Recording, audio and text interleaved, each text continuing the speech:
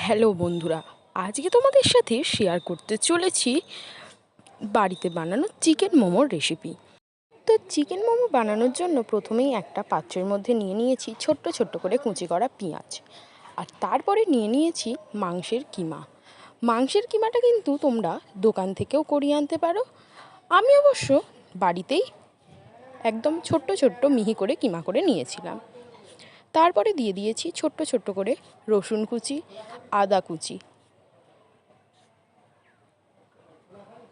আর তারপর দিয়ে দিয়েছি পরিমাণ মতো নুন, অল্প একটুখানি গোলমরিচ গুঁড়ো, 2 টিস্পুন মতো সয়া সস আর 2 টিস্পুন মতো ভিনিগার। খুব ভালোভাবে সমস্ত উপকরণগুলো মেখে নিয়ে তারপরে দিয়ে দিয়েছি লঙ্কার কুচি। আবারও খুব সুন্দর করে মেখে নিয়েছি সমস্ত উপকরণগুলো।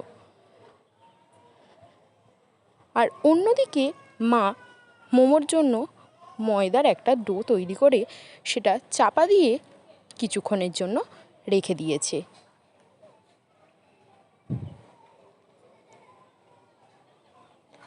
তারপরে সস বানানোর জন্য একটা সসপ্যানের মধ্যে কিছুটা তেল দিয়ে কয়েকটা টমেটো মধ্যিখান থেকে কেটে সেগুলো সসপ্যানের মধ্যে দিয়েছি, আর তার সঙ্গে দিয়ে দিয়েছি কয়েকটা শুকনো লঙ্কা।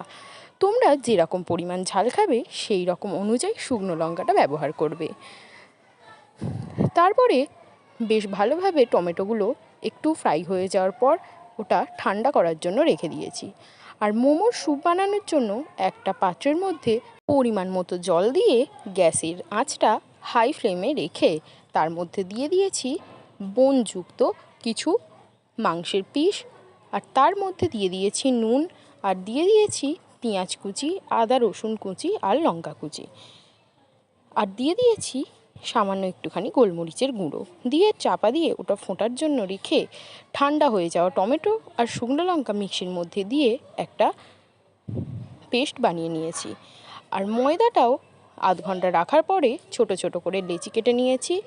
তারপরে সেগুলো মোমো বানানোর জন্য একটা পাত্রের মধ্যে ভালো করে তেল মাখিয়ে লেচিগুলো বেলে নিয়ে তার মধ্যে পুর ভরে সুন্দর করে যে কোনো রকমের শেপ তোমরা দিয়ে নিতে পারো। আমি একটা খুব সহজেই শেপ দিয়ে নিয়েছিলাম। তো মোমোর পুরগুলোকে ভরে মোমোগুলো যে পাত্রে তেল মাখিয়ে রেখেছিলাম তার মধ্যে পরপর এক এক করে দিয়ে মোমোর স্টিমার বা যার হোক মাধ্যমে বাড়িতে মোমো সেদ্ধ করে নিলেই হয়ে যাবে মোমো তৈরি। আর চাটনির জন্য ওই ব্যাটারটা একটা সসপ্যানের মধ্যে সামান্য একটুখানি তেল দিয়ে তার উপরে ব্যাটারটা দিয়ে খুব ভালোভাবে নাড়াচাড়া করে সামান্য নুন চিনি দিয়ে একটু গ্রেভি মতো তৈরি করে নিলেই হয়ে যাবে মোমো চাটনিও তৈরি। আর অন্যদিকে স্যুপটা ফুটে গেলে একটা বাটির মধ্যে কর্নফ্লাওয়ার দিয়ে তার মধ্যে কিছুটা জল মিশিয়ে ভালো করে একটা ব্যাটার তৈরি করে স্যুপের মধ্যে দিয়েছি, দিয়ে তারপর খুব ভালোভাবে নাড়াচাড়া করে নিলেই একদম স্যুপ রেডি হয়ে যাবে। তো এইভাবেই আমি বাড়িতেই চিকেন মোমো তার সঙ্গে চাটনি আর স্যুপ বানিয়ে নিয়েছি। তারপর প্লেটের মধ্যে সুন্দর করে সাজিয়ে নিয়ে সার্ভ করলেই তৈরি আমাদের চিকেন মোমো।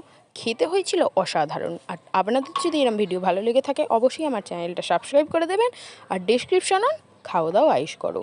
তো এইভাবেই মোমোটার রাতের ডিনারে দারুণভাবে এনজয় করলাম। সকলকে টাটা।